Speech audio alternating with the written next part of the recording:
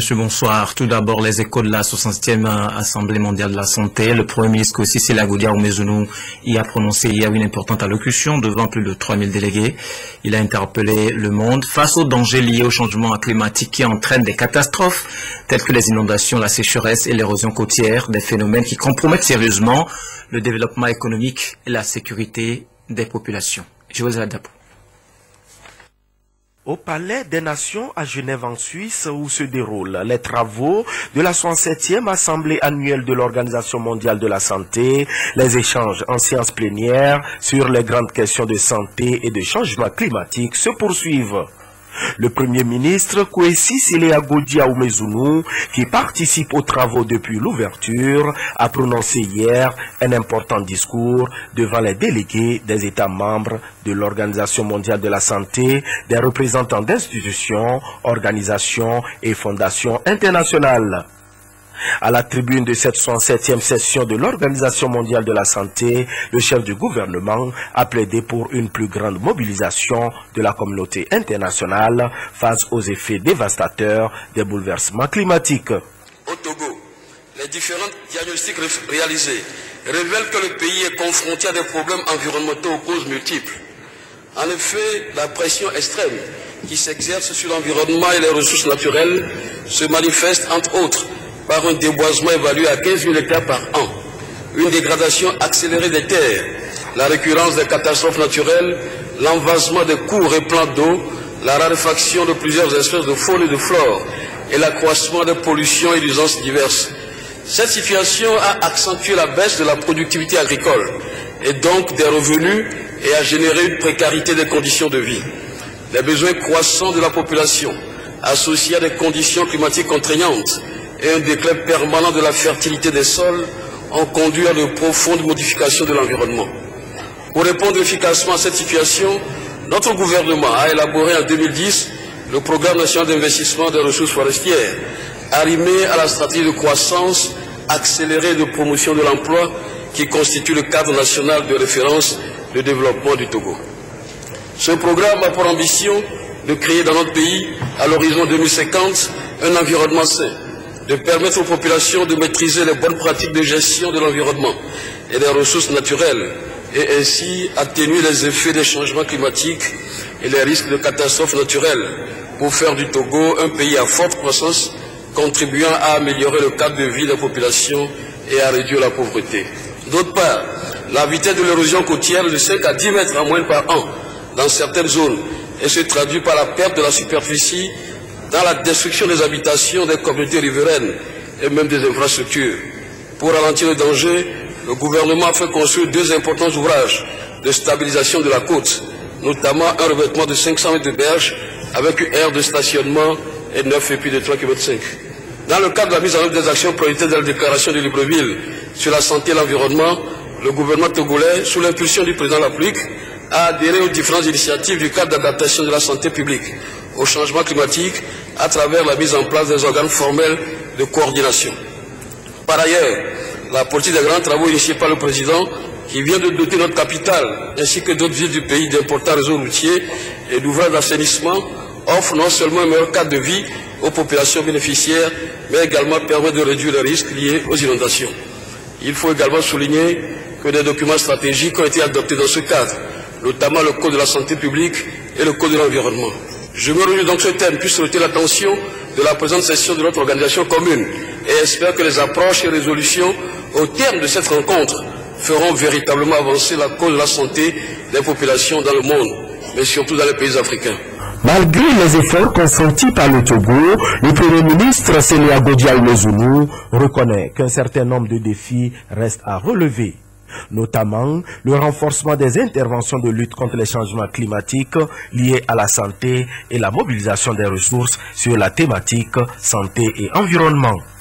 Il a enfin rendu un hommage à la directrice générale de l'Organisation mondiale de la santé pour le leadership et l'efficacité avec lesquels elle gère les différents problèmes de santé publique auxquels le monde est confronté. Le Premier ministre a également échangé avec le directeur du Fonds mondial, M. Léo Marmona. Ils ont parlé de la ligne de financement pour les 3 prochaines années au Togo pour le compte des 3 maladies, le sida, la tuberculose et le paludisme. Et donc, nous écoutons M. Léo Marmona au micro de Joël Aziadapou. Aujourd'hui, on a discuté surtout du Togo et des succès du Togo en matière de lutte contre le sida. On est très encouragé par le fait que le Togo pourrait éventuellement éliminer la transmission de la mère de l'enfant. Nous avons aussi eu la chance de parler d'un potentiel accès aux ressources du Fonds mondial, peut-être 113 millions de dollars, et cela permettrait justement de renforcer les acquis et d'accélérer l'atteinte non seulement des objectifs du millénaire, mais aller vers éventuellement le contrôle de l'épidémie au Togo. Et je suis réconforté de voir qu'il essaye de mettre en place aussi des mécanismes de gestion qui vont permettre une plus grande transparence, une obligation de rendre compte, mais aussi liée à une obligation de résultat.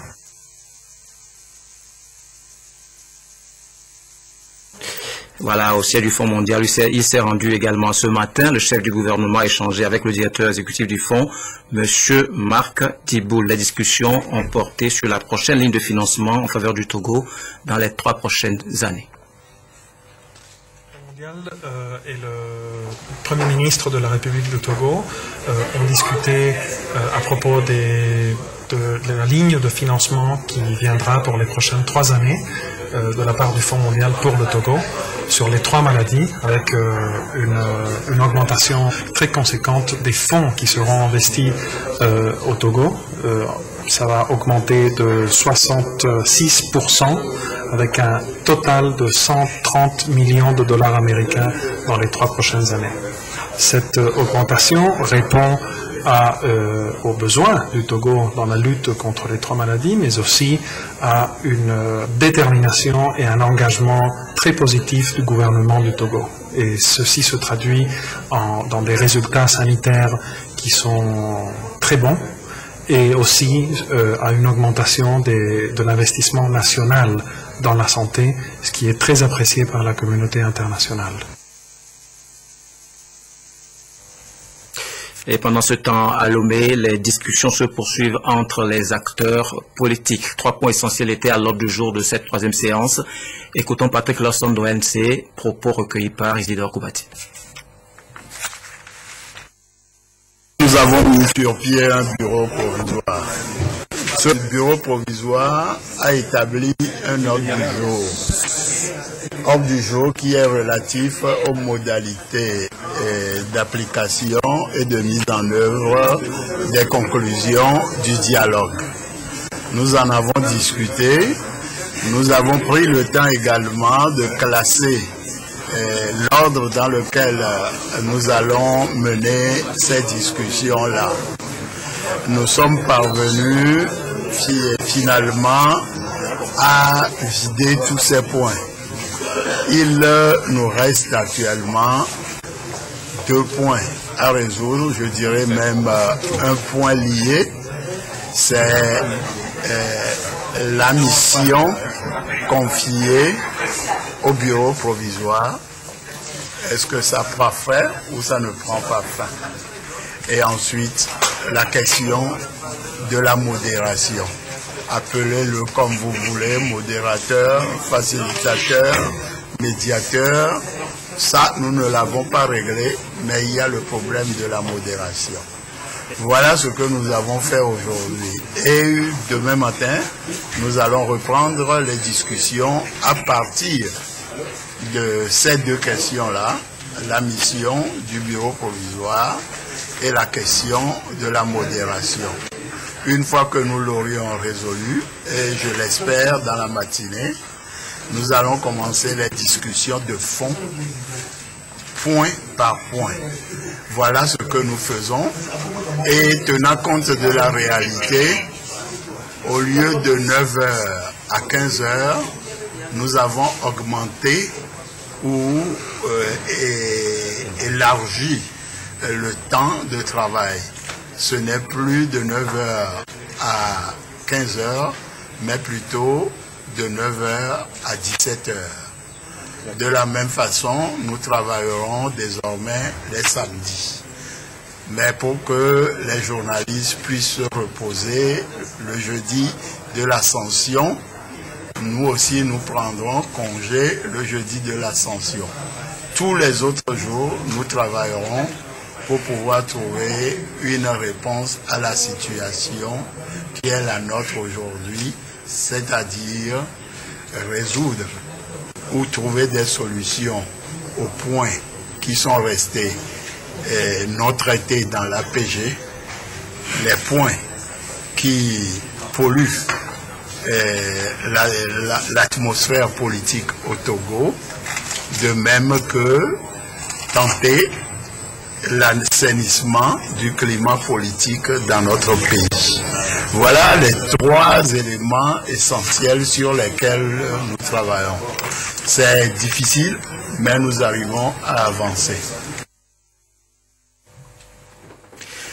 Les experts de l'environnement et de la sécurité se mettent ensemble pour mener une lutte efficace contre la criminalité environnementale au Togo. Pour la protection de la faune et de la flore, Interpol est mis à contribution pour véritablement traquer les braconniers de différents acabits. C'est le ministre des Droits de l'Homme, Yakubu Amadou, qui a représenté le Premier ministre au lancement des travaux. Et Tonam Kokodoko et Demsusuko. Au fil des ans, plusieurs espèces protégées sont victimes de braconnage. Une menace qui nécessite des actions concertées et diversifiées pour une sécurité environnementale réussie. Ce cadre de haut niveau est le début d'un processus enclenché afin de mettre sur pied une approche coordonnée interservices pour lutter contre la criminalité environnementale et autres types de violations des lois. Il s'agit pour nous aujourd'hui, après avoir fait la pratique, de revenir sur un cadre beaucoup plus collaboratif, regroupé dans une stratégie qui nous permettra de savoir qui fera quoi exactement afin d'améliorer l'échange d'informations et surtout les actions opérationnelles sur le terrain. Une action bien urgente si l'on sait qu'au Togo, pour le seul premier trimestre de l'année 2014, 3,852 tonnes d'ivoire et plus de 22,5 kg d'écailles de pangolin ont été saisis. Notre pays connaît depuis quelques années un phénomène de trafic assez curieux portant sur le commerce d'ivoire alors qu'il n'en est pas producteur, dans la mesure où sa faune ne dispose à ce jour que de 115 éléphants selon le dernier comptage effectué en 2013, répartis dans les différents parcs et réserves de faune nationaux. En effet, grâce aux efforts des forces de sécurité nationales et des agents du ministère de l'Environnement et des Ressources forestières, des saisies successives ont été opérées sur le territoire national. Dans le domaine de la pêche illicite non déclarée et non réglementée, le Togo est également victime d'actes illégaux de la part des trafiquants qui pratiquent cette pêche dans les eaux maritimes togolaises. Le gouvernement togolais est résolument engagé dans la poursuite de ce hors-la-loi. Le gouvernement togolais est plus que jamais déterminé à circonscrire au plan national le problème sécuritaire, plus particulièrement celui relatif à la sécurité de nos ressources naturelles dans les secteurs de l'environnement et des ressources forestières, de la pêche maritime, de l'agriculture et de l'eau. On constate malheureusement les mêmes dégâts dans le secteur de l'agriculture confronté aux questions de pollution par les pesticides non agréés qui sont une menace pour la santé publique. L'eau et l'environnement sont intimement liés. 10 localités des 5 préfectures de la région de la Savane viennent d'être dotées d'eau potable, un don du gouvernement japonais à travers l'agence japonaise de coopération internationale. Le ministre Missoun Nabagou, en charge de l'équipement rural, accompagné de l'ambassadeur du Gabon au Togo, ont remis officiellement ces ouvrages aux populations bénéficiaires. Des mini-adductions d'eau et des ouvrages connexes à la disposition des populations. De ces AEP coule désormais une eau potable. Comme ici à Barkwasi, situé à 27 km au nord de la ville de Bango, 9 autres localités des 5 préfectures de la région des Savanes bénéficient de ces eaux nécessaires pour approvisionner une eau de qualité aux populations. Maintenant, les femmes sont très contentes. Parce qu'on a l'eau propre à Barkwasi. Nous n'aurons plus de maladies. Nous sommes très contentes. 10 mini-adductions d'eau potable, 69 bornes fontaines, 100 nouveaux forages équipés de pompes à motricité humaine dans la région des Savanes et 50 autres réhabilités dans la région maritime pour un montant global de 5 milliards de francs CFA entièrement financé par le gouvernement japonais à travers JICA, Agence japonaise de coopération internationale. Des ouvrages, fruits de la politique sociale du président de la République Faure Essozuna Nyanzingbe pour répondre directement aux exigences des objectifs du millénaire pour le développement OMD. Aujourd'hui, c'est une fierté pour nous parce que la population jouit des fruits de la reprise de la coopération tant prônée par le chef de l'État et qui est exemplaire à travers ce que le Japon fait pour nous. Un projet qui pense beaucoup aux femmes et aux enfants qui désormais seront plus disponibles. Les femmes pour s'occuper de leurs activités génératrices de revenus et les enfants de leur scolarité. Une manière pour le gouvernement togolais de contribuer à la réduction de la pauvreté et au développement rural de façon durable. Ici, ça montre combien la relation bilatérale entre Japon et Togo est très étroite. Et ce sont des projets très importants pour la santé et aussi pour sauver les femmes et les enfants qui sont obligés de porter de l'eau très lointain. Mais maintenant, ils ont plus de temps pour travailler pour la famille et pour l'économie et activité économique et sociale de la Côte d'Ivoire.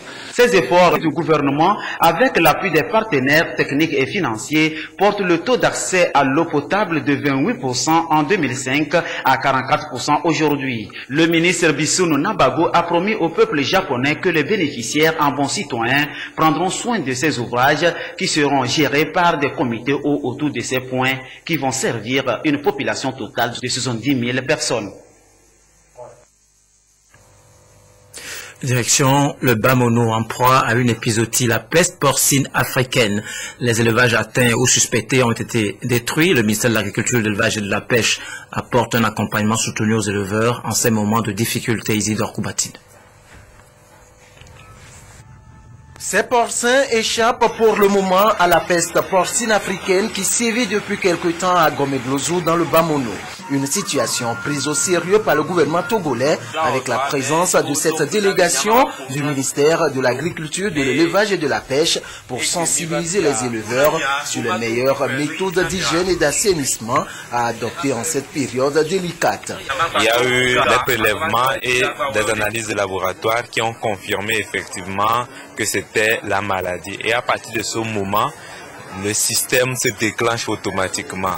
Il sera mis en place un dispositif pour l'abattage de ces animaux. Ils seront abattus le jeudi, incinérés. L'ensemble du foyer sera traité. Au-delà de cela, le gouvernement mettra en place un projet de résilience qui permettra aux éleveurs victimes de pouvoir reconstituer leur capital et qui permettra aux éleveurs de pouvoir développer des fermes améliorées, des fermes modèles. La peste porcine africaine qui se manifeste aujourd'hui à Gomeglozo est selon les spécialistes sans conséquences néfastes pour l'homme. Mais il faut néanmoins prendre certaines précautions. La peste porcine africaine, c'est une maladie causée par un virus et malheureusement qui n'a pas de traitement ni de vaccin et qui cause une mortalité absolue tournant autour de 100% du cheptel quand ça survient. Ce n'est pas un virus qui attaque l'homme, mais il est préférable de pouvoir prendre les dispositions afin d'éviter les pertes économiques que ça engendre dans les élevages. À compter de ce jour, la zone d'Agomeglozo est mise en quarantaine et ce durant 5 mois pour permettre aux techniciens de la désinfecter. Du côté du ministère de la Santé, les acteurs échangent sur le Urban Hat, un outil qui permet de réduire les inégalités en milieu urbain en matière d'accès aux soins de santé. Ce mécanisme qui permet de lutter contre un système de vie santé à double vitesse est expérimenté grâce à l'appui de l'Organisation mondiale de la santé. Eric Djanikbo, Carmen Madje, Akako. Selon une étude de l'Organisation mondiale de la santé, 71,8% des citadins vivent dans des bidonvilles sourds de problèmes de santé en raison de l'insalubrité, tandis qu'une minorité a accès aux services de santé de base. La réflexion sur ces écarts sanitaires d'un groupe de population à un autre est donc au cœur des questions souvent abordées par les autorités nationales et par les organisations internationales. Il est donc impérieux de trouver des stratégies visant à réduire ces inégalités. Ici, des représentants des 5 districts de la commune de Lomé sont en formation pour mieux maîtriser l'outil Urban Health, un instrument d'évaluation et d'intervention pour l'équité en santé dans les milieux urbains. Nous avons noté que dans les villes, il y a des poches de pauvreté et ces populations n'arrivent pas à accéder à des soins de santé de qualité. C'est pour cela que nous avons pensé renforcer les capacités des municipalités pour qu'ils puissent s'impliquer dans la planification, la programmation des actions sanitaires, qu'ils puissent également travailler avec les autres secteurs pour permettre d'assurer des actions multisectorielles pour assurer l'équité en santé pour les populations des villes. Après un essai pilote de la première version de l'outil Urban Health dans 17 villes de 10 pays, les résultats se sont révélés assez satisfaisants et l'OMS recommande son application au Togo pour que l'équité en santé soit une priorité pour les autorités et décideurs. L'outil Urban Health est un outil de planification et il permet dans un premier temps de collecter des informations qui vont mettre en lumière les inéquités en matière de santé et pour permettre également de mieux planifier les actions sanitaires pour s'assurer que les plus pauvres ont accès à des soins. Pendant 3 jours, les participants vont analyser l'outil Urban Health, tirer des conclusions et proposer un plan d'action suivant lequel l'outil peut être appliqué dans les différents arrondissements. Au-delà du Urban Health, c'est toute la stratégie nationale de protection sociale qui a été revisitée. La version 2014 a été adoptée conformément aux exigences et réalités de l'heure. Le document est en pleine vulgarisation auprès des acteurs concernés. Nous y reviendrons. Autre document, la cartographie des organisations de producteurs et transformateurs de produits agricoles et alimentaires dans les régions maritimes, centrales et des plateaux. Cet exercice permettra d'identifier et de repérer les différentes zones de production de denrées alimentaires dans la mise en œuvre d'une politique nationale de l'alimentation scolaire au Togo. Emmanuela Adjaklo, Ramdan Bassina. L'alimentation scolaire au Togo se veut durable et basée sur les produits locaux. Pour y parvenir, la réalisation de la cartographie des organisations de producteurs et transformateurs de produits agricoles alimentaires s'est révélée incontournable. Il est question d'identifier et localiser puis d'évaluer les capacités de ces organisations afin d'identifier celles qui sont susceptibles d'accompagner le programme d'alimentation scolaire au Togo. Étant donné que le programme d'alimentation scolaire que nous voulons voir en place ici au Togo, il sera basé sur la production locale. Contrairement à ce qu'on avait l'habitude de faire, d'importer des vivres d'Asie, d'Europe ou d'autres régions d'Afrique, mais qui ne sont pas d'ici. Alors, pour pouvoir atteindre cet objectif, il faut connaître quelles sont les possibilités d'approvisionnement sur place. Et cela n'est possible que si on fait une évaluation, parce que cette cartographie, c'était comme une évaluation des capacités locales pour répondre à la demande des cantines scolaires qui seront mises en place. La présente cartographie soumise à validation a été réalisée pour le moment dans les régions maritimes, des plateaux et centrales. Elle a permis d'identifier 345 organisations de producteurs et de transformateurs de denrées alimentaires. Elle a également révélé d'importantes potentialités. Le Togo est un pays à forte potentialité. Nous avons des occasions, nous avons des moyens, nous avons des opportunités et cela prouve qu'on n'a pas toujours besoin d'aller s'approvisionner ailleurs pour nourrir les près de 1 million d'enfants que nous avons dans nos écoles. L'étude de la cartographie des organisations de producteurs agricoles a été réalisée avec l'appui conjoint de la GIZ Prodra et du PAM, en collaboration avec l'Institut de conseil et d'appui technique ICAT. Les services douaniers africains renforcent leur stratégie de lutte contre la contrefaçon et le piratage. Les différentes agences suivent à cet effet une remise à niveau destinée à les rendre plus opérationnels face au phénomène de produits contrefaisants. L'opération est baptisée Baïla 2. Elle consiste surtout à instaurer une vigilance extrêmement accrue contre l'entrée et la circulation des faux médicaments. Prudence Zinsou. La prolifération des produits contrefaits, surtout les faux médicaments et la piraterie, constitue aujourd'hui un véritable fléau pour les pays africains. Ces produits mettent en danger l'économie nationale et posent un problème de santé publique. On estime qu'au niveau de l'Organisation mondiale de la santé, c'est 30% de faux médicaments qui atteindraient les foyers africains. Donc c'est énorme. Et dans ces produits, très souvent, il n'y a pas de principe actif. C'est-à-dire que les gens vont acheter des produits, donc vont perdre de l'argent, et en plus ne seront pas soignés, et quelquefois pire, peuvent même en mourir. Donc c'est relativement important au niveau de la santé, au niveau de l'économie, au niveau de la tromperie des consommateurs. Et ça, c'est pas normal, puisque quand vous achetez un médicament, quand vous achetez un vrai produit, vous devez avoir le vrai, et pas un faux. La situation est alarmante et il urge de mettre en place de nouvelles stratégies de lutte contre la contrefaçon en Afrique. C'est dans ce sens que se tient la réunion des cadres opérationnels des douanes venus de plus de 14 ports africains. Ils vont définir de nouveaux moyens de lutte pour mieux faire face aux contrefacteurs et distinguer le vrai produit du faux. C'est des douaniers qui vont être formés sur la manière de procéder pour détecter au niveau des ports africains les produits de contrefaçon. Quand les conteneurs arrivent, quelles sont les techniques à utiliser pour savoir que dans tel ou tel conteneur, il y a des produits suspects.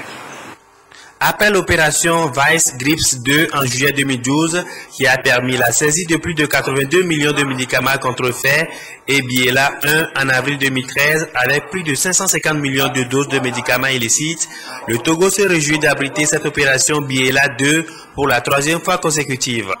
Une opération qui va renforcer davantage son engagement dans la lutte contre les produits contrefaits. Les occupants illégaux de la réserve de Yokwe ont cédé définitivement les locaux destinés plutôt au cimetière. C'est suite à une opération de démolition effectuée ce matin par la délégation spéciale de la préfecture du Golfe. Reportage Adolphe Paka.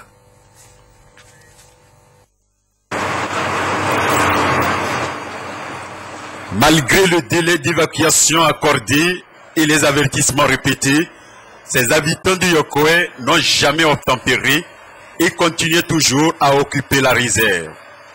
Jusqu'à ce jour où la réalité s'impose avec l'arrivée du bulldozer.